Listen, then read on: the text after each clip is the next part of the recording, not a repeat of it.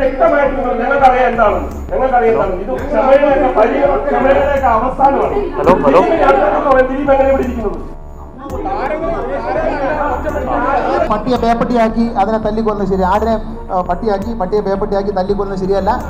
ദിലീപ് തെറ്റ് നിയമവ്യവസ്ഥയുണ്ട് ഈ രാജ്യത്ത്. ആ നിയമവ്യവസ്ഥയിൽ പോലീസുണ്ട്, അവര് നോക്കും.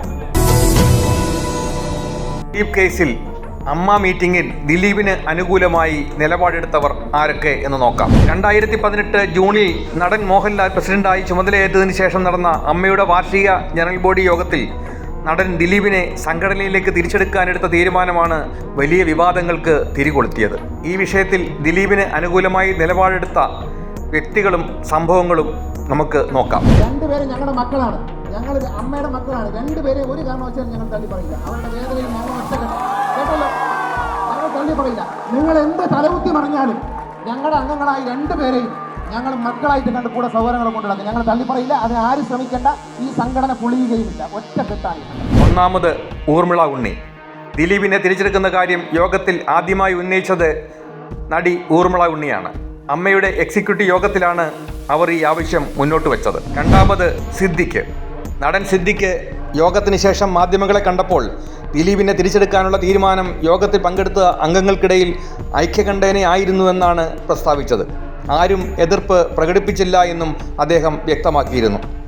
കോടതി കുറ്റക്കാരനെന്ന് കണ്ടെത്തും വരെ അദ്ദേഹം അമ്മ അംഗമാണെന്നായിരുന്നു അദ്ദേഹത്തിൻ്റെ നിലപാട്.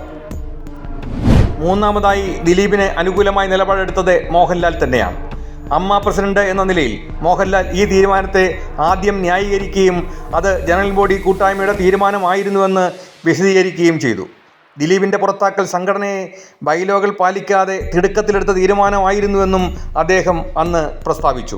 നാലാമതായി KB ഗണേഷ് കുമാർ. ഈ വിഷയത്തിൽ ദിലീപിനെ തിരിച്ചെടുക്കുന്നതിനെ അനുകൂലിക്കുന്ന നിലപാടാണ് എടുത്തത്. ദിലീപിനെതിരെ നടപടിയെടുക്കുന്നത് തെറ്റാണ് എന്നും കോടതി കുറ്റക്കാരനാണെന്ന് തെളിയിക്കും വരെ ദിലീപിന് സംഘടനയിൽ തുടരാൻ അവകാശമുണ്ടെന്നും ആയിരുന്നു അന്ന് KB ഗണേഷ് കുമാർ വാദിച്ചത്. അഞ്ചാമതായി നടൻ മുകേഷാണ്.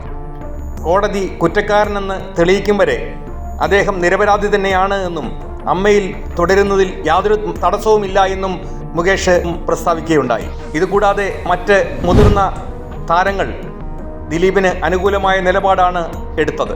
വിവാദമായി തീരുമാനമെടുക്കുമ്പോൾ യോഗത്തിൽ പങ്കെടുത്ത പല മുതിർന്ന താരങ്ങളും മറ്റു ഭാരവാഹികളും ഈ നിലപാടിനെ എതിർക്കാതിരിക്കുകയോ മൗന അനുവാദം നൽകുകയോ ചെയ്തു. ഈ യോഗത്തിൽ പങ്കെടുത്ത CPM അംഗങ്ങളായ മുകേഷ്, KB ഗണേഷ് കുമാർ, ഇന്നസെന്റ് തുടങ്ങിയവരും തീരുമാനത്തെ എതിർത്തില്ല എന്നതും അന്ന് വലിയ ചർച്ചയായിരുന്നു. നിരവധി വിവാദങ്ങൾ ഉയർന്നു വന്ന ഒന്നായിരുന്നു അന്ന് അമ്മയിൽ ഉണ്ടായത്. എന്തായാലും കേസിൽ നിന്ന് ഒഴിവായി അമ്മയിലും തുടർന്ന് സിനിമയിലും സജീവമാക്കാൻ തയ്യാറെടുത്ത് നിൽക്കുന്ന ദിലീപിന് എല്ലാ ആശംസകളും നേരുമ്പോഴും സത്യം ജയിച്ചോ തോറ്റോ എന്ന് ജനം ഇപ്പോഴും ചോദിക്കുന്നു. നന്ദി, നമസ്കാരം.